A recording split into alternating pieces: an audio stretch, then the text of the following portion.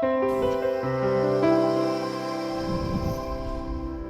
Let's get out of the OR now, and we're going to bring Dr. McGrath and his team up. We're going to talk about how important it is that we disrupt what's happening outside the OR. Thanks, Charlie. Thanks for having us back again. I didn't come up with Rob before because I wanted to thank the AHF for inviting Turbot there last year. But since you ran him off so quickly, I figured I'd just bail out. But thanks for letting us come back. Innovation, I think, is absolutely the case in disruption, Charlie. I agree with you. And it took me 2 years to find Bianca, who is here, who is a genius. And the product that she had, we just tweaked a little bit so that I get to stand up here and talk. So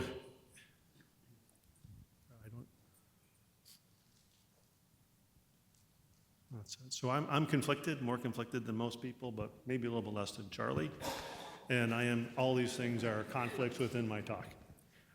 But how did I get to this? This is the second surgery center that I've been involved in the development process. This one is enormous. It's 40,000 square feet. It's really a small ambulatory hospital.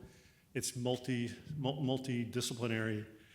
We have 14 procedure rooms, but now we're 100% AI driven. And we're that because it is so enormous, and we had to do something better for our staff so that they could do the jobs they want to do and make their lives a little bit easier. So we have AMPAworks in there, and this is basically a testing ground for everything that Bianca has created. So, I don't know how many of you have seen Matt, Damon West. He's a magnificent motivational speaker. He's got a great book, and it's about being a coffee bean. And it's about being a change agent, and that's what this is really all about. In our country, we spend $40 billion a year in healthcare-associated infections. Over a third of that is in surgical site infections, and we lose about 90,000 lives a year because of infections. So let's talk about how you can change that. People talked about infusing Vanco into the hip. How about we stop part of the infection problem, which is instruments that may not be sterile when they go into the operating room, that we have nothing that will actually certify that currently. And we're in 2025, and we've got computer vision. When you go to buy something at Walmart, you can scan your credit card, grab the thing, leave the store, all set. But yet we don't have that in our SPD. So that was one thing that I really wanted to change here. But along the way, you also realize that we lose over $500 million a year in surgical instruments that go missing. Although the reamer sets may be inexpensive, the rest of the stuff adds up to a lot of money. And then we lose 300 million plus, and this is across all vendors, in joint implants that expire, right? So they get thrown away. All those costs get added to next year's. And those are the reasons why all the surgeons in the room are making less money year after year after year. So you got to do 22 cases by 2, Charlie. 20 is not enough, right? But those are things we need to address, and if we don't, we're not doing the right thing for our patients, or for our environment. So everybody, or a lot of people have read this, bioburden study, and a lot of people have taken it the wrong way. It is proof that if you do the entire sterilization process, bioburden actually is sterile. But you have to certify that you actually did every single step, because the autoclave, although it'll turn, will only decontaminate about 80% of the time. But if you go through the entire process, if you watch the people in SPD, they're wearing big yellow gloves. And that's not to make it more sterile. That's so they leave their job at the end of the day with their fingers on. They're putting in acid baths. It kills everything that actually comes in contact with it. But you have to know that all those things occurred. So in our center, we put in Bianca's system to actually certify that our instruments go through the entire process, so that when they get out, we know that everything in there actually is sterile. And if you ask any of your family members that are not directly connected with this, everybody would think that our country actually has a certification process that says the equipment going back into the operating room that's being reused actually is sterile. And every one of you out there knows it's not true. So God thank Bianca. She's brilliant. She's developed an amazing system that she's going to take you through.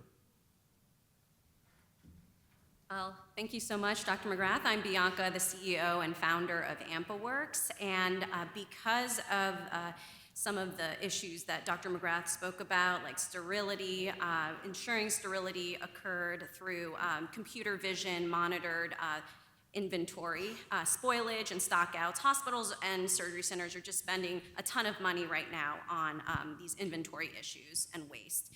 Hospitals and surgery centers are using the most ridiculously outdated technology like paper notes, spreadsheets, legacy software, hand counting.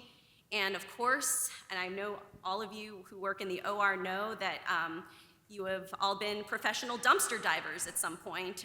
Before I was the CEO, I was a circulating nurse in the OR, and I was the chief dumpster diver of the team. So this is what we have to go through to find these missing inventory and implants. Very big problem in the US. Market size is really huge. Hospitals are spending $21 billion a year on ERP software that isn't really giving you real-time data.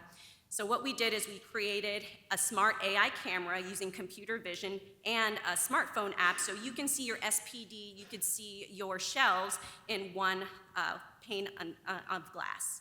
We also have smart kiosks with iPads and Android coming next quarter that can count and track missing items inside of your trays. And we've saved so much money in the past few years since we've launched this inside of surgery centers, inside of some of your most popular OEMs out there. And we've saved about $15 million, 25,000 hours of hand counting inventory, and 72 less stockouts. We have 850K ARR and are profitable for a hardware company who makes their own hardware, as well as an AI company who we also make our own AI. We have 30 centers, both on the medical device side as well as the hospital ASC side. And we have network effects between them. So we share data between the reps, the warehouse, the truck drivers, and the ASCs and the hospitals. All these images about missing items, missing trays are centralized, so there is no finger pointing of who lost the screwdriver. Our annual contract value, or average contract value, is $94K. We make it simple for our customers where we have a one-time fee and then monthly recurring fees per device. And our customers love us. They have great things to say with time savings, money savings, both on the vendor side and on the hospital side. So we're really uniting these two different types of customers for that network effects where they don't have to finger point on where these instruments and where the inventory and implants went. We are more passive and real-time than our competitors. There's no calibration, there's no weighing things on a scale, and there's no preloading. Our price points are very competitive as we are very flexible with our pricing model depending on the budgetary needs. We haven't been able to do this without our passionate team, our technologists and clinicians, and our advisors as well. Our investors are Cedars-Sinai Hospital, 500 startups, 43 North and First Round Capital in San Francisco.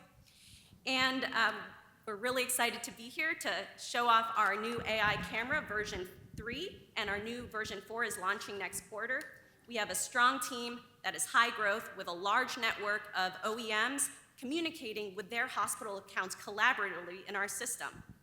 So if you're excited to drive efficiency in your ORs and focus on patient care, please tell your reps, your vendor reps, to use AMPAworks today. Have a great day. Thank you.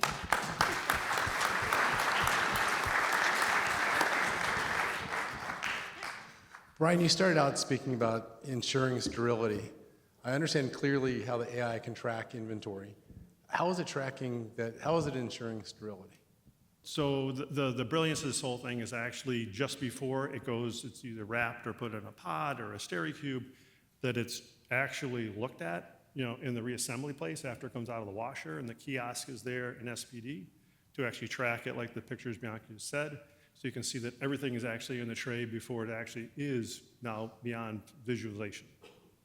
And it also does that, so in SPD, if that tray is going to be leaving to go back to one of the vendors' distribution centers, before it even leaves the hospital that is either incomplete or complete, and within the last 20 minutes is where it was lost, as opposed to when it gets back to the distribution center and they say, okay, now it's lost, like 3 hours later. Way too long to find anything, even dumpster diving like Bianca said. But you're shorting that window. You move reality up so that everybody can address it in real time when it actually happens. And you made the hospital now a partner in the exploration for the discovery of where that went. And for the instruments you can identify, does that require an entire setup for each tray, let's say for a triathlon knee, going through an identification phase for each tray, for each kind of implant? I believe the question was, how do we train our AI to recognize these items? So we have your regular process. We take 200 to 500 photos of every tray under different angles, different lighting conditions, different backgrounds. We then programmatically augment that to a data set of 10,000 with cropping and various new backgrounds. And so you have a really robust data set of that one tray, of that one level. So we create a model, an AI model for every single tray and tray level. So it's very specific and granular. How long would that take for that one tray?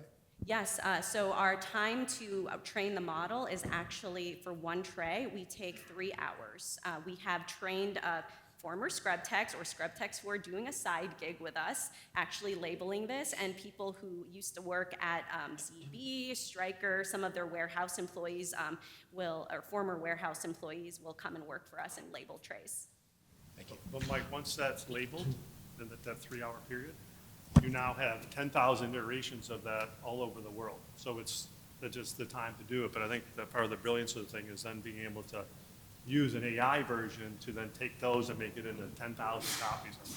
And the more images it ingests, the more it learns. We have a reinforcement learning human-assisted algorithm, so every time there's a new batch of photos, like every week or every month or so, we'll retrain the models. One question is the sensitivity of the cameras, because some of the, when we get down into size differentials, things of that nature, what is the resolution? This current model is our version 3 camera. Right now it's a 5-megapixel camera. We have 3 different lenses, a 120-degree field of view, a 60, and we have a very wide angle 180-degree field of view. And then in terms of some of the computer vision models, they are limited in the resolution for tiny objects. We use some algorithmic models to slice and dice the photo and enlarge some of those really hard to see instruments. So is that normalizing distance at the kiosk, or is the kiosk set from a distance perspective? The kiosk itself is an iPad. So yes, the resolution of your I think we're on Gen 10 now iPad. That's the type of resolution we get from that. We also do have, for very small screw sets, an attachment for the iPad that can zoom in. It's like a fisheye type, or not fisheye, it's the opposite of a fisheye. It's a zoom in lens. It really is a fascinating space, and computer vision combined with AI, it's just the capabilities and how to train models, it's just fascinating. We also do, with an iPhone, by the way, on a surgical canning product, we actually look at color differential of sponges and detect in a cesareous section, is someone hemorrhaging just by color differential on the sponges using computer vision, so it's fascinating.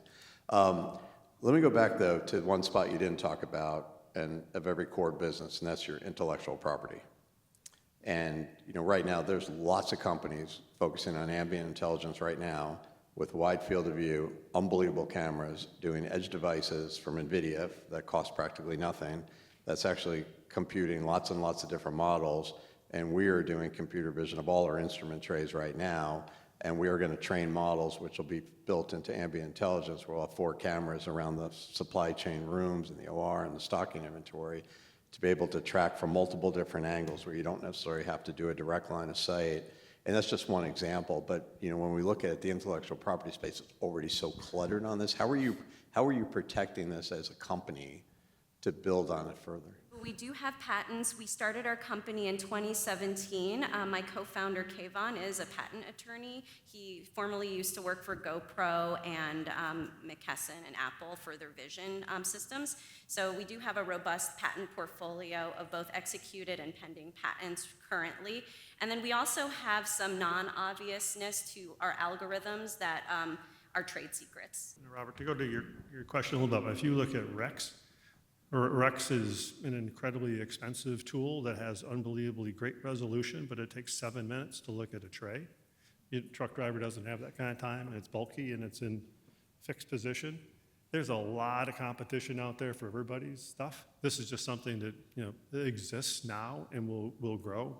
Interoperative cameras with zoom technology that go to 30x, yep, they exist, and they're incredibly expensive. Some of the beauty of what Bianca does is they actually produce the cameras in-house, so we also don't have to worry about malware from offshore vendors bringing in the country as well. So there is a price point, but the IP I think will be less than predictable with everybody's stuff going forward. Where I was trying to go with thank you for that. Where I was trying to go with the question is the core of the cameras are going to be commodity, and cameras on the wall are going to be, the real value here is the capability to the model, the data you're gaining, the training of the model, and how fast you can get the workflow, a hospital up to speed. So that's why I was just wondering, if you got rid of the cameras and everything like that, and you had intellectual property, what is the value asset, though? Network effects, getting people together.